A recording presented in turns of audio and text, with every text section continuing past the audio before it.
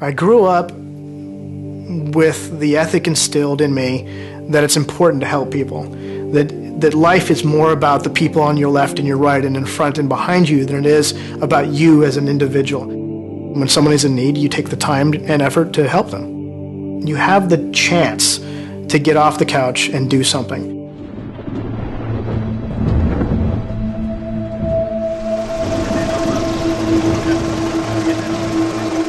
The devastation of Katrina really blew my mind. I had never seen a storm of that nature.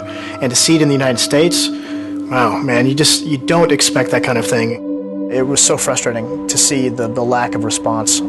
I just finally, about 24 hours into it, said that's enough, and so I got in my truck and left.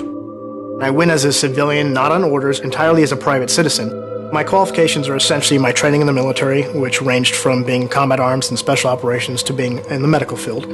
So I'm trained as a medic. When I went to the convention center, I was the first medic to show up, and I had a big medic symbol on the front of my vehicle. You know, so when they see that, they're immediately starting to scream out, "Hey, I need help, I need help."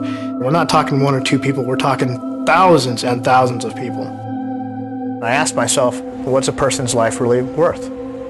Is it really a big deal to throw some supplies, some gas, and my time on a credit card? I just decided there was no other choice.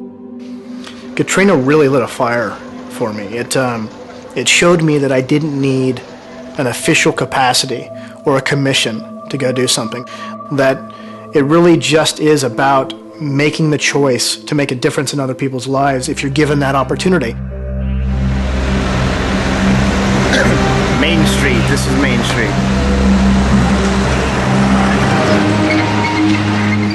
Having grown up in a state that has earthquakes, California, I knew right off the bat that the infrastructure just wouldn't be able to handle something of a magnitude at a 7.0 or higher. That's just insane. So my first reaction was, man, I gotta get down there and help. 24 hours in a disaster is a lifetime, okay? And people need help immediately. Getting in there in 24 hours to 48 hours to 72 hours makes a huge difference. And the longer and more protracted it becomes, the less people survive. Well, it's just after 8 a.m. In Miami. I'm getting my stuff together. I'm not sure what to expect, so I'm just slowly putting together everything and trying to get my head in the game so we can get down there and see if we can help out. I'd already heard reports that Port-au-Prince Airport wasn't able to bring aircraft in. So the question was, where do you go? And the Dominican Republic is the right choice. So we flew into the DR, and then we trekked it from there overland into Haiti. We just passed over the border and are now on our way to Port-au-Prince. We're heading in, and you can see the rest of the crew.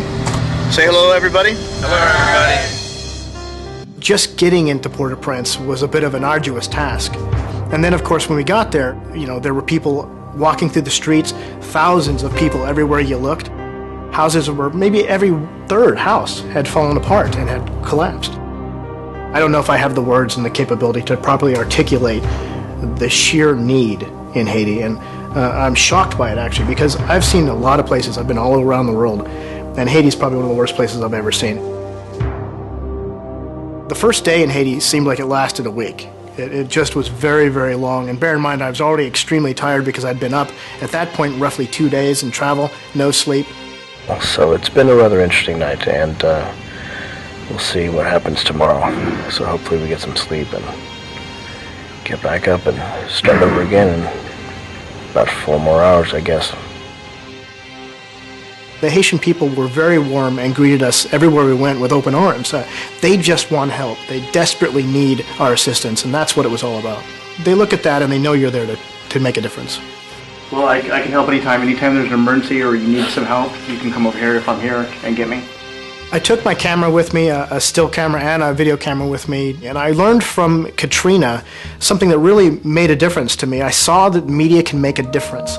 And so by capturing it on photographs and capturing it in video, it allows us to put it together in a meaningful way so that we can then share it with people so they actually understand what's really going on. This is our house, and it goes back a ways, and it fell, sort of slid back on another house, and they have no idea how many people were in there, but they know people were in there. So they think there was more than 50 people in the school. More than 50 people. And they all died. All of them. Between myself and my team, it was hundreds of people that we treated, and it ranged from the smallest thing, like I have a cough and I need some help, I need a Band-Aid, to actually doing hardcore surgery. We participated in amputations, which that's pretty much as horrific as you can possibly get on the medical scale. We got to figure out what's wrong with his back, but that's going to be hard for me to do because we don't have an X-ray machine. So I saw it from the easy to the really, really difficult, and all in between. First of all, is he on antibiotics? Yes or no? Okay. But if you get it, get him with does he have any pills? Does he have any? Do you have any pills? Anything? Did they give you anything? If he doesn't get antibiotics and get taken care of, he's going to lose his leg. We looked at a young girl who was about 11 years old, and she had blunt force trauma to the stomach and to the back. And so she was progressively getting worse, and I continued to watch over her for the greater part of a week, and she got better and better and better. And eventually, by the time we left, she was up walking around and smiling and laughing, and that's a huge transformation from the original injuries to where she was when I left. Well, I was down there for the greater part of 2 weeks. I can't give an actual quantitative number of exactly how many people I interacted with. I do know the clinic that we set up treated well over 300 people the first week. As a result of Haiti, we started an organization, a nonprofit called Boots on the Ground, and the main function behind that is to provide international medical assistance, specifically emergency and primary care in disaster zones, these kind of situations where people actually need medical care on the ground. It started with me, and then that trickled into other people joining the team and realizing that that leadership could translate into functionality on the ground and actually make things happen. I know that we made a difference in Haiti. Even if we had just been moving bricks to help people, we'd have made a difference. I don't look in the mirror and go, hey, you're a hero. What I see myself as being is just another guy who has a skill set that is needed at this circumstance and at that time.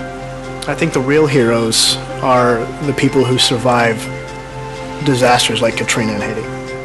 And I really admire that. I really respect that, because they're responding to something we can't even fathom, that we will never, probably ever experience to that degree.